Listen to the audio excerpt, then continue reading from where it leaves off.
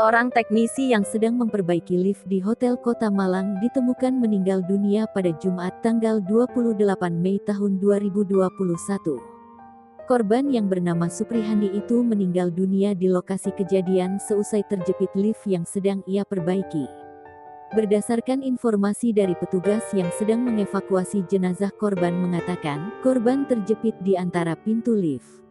Petugas sempat kesusahan mengevakuasi jasad korban, sehingga membutuhkan waktu lama untuk mengeluarkan jenazah dari jepitan lift.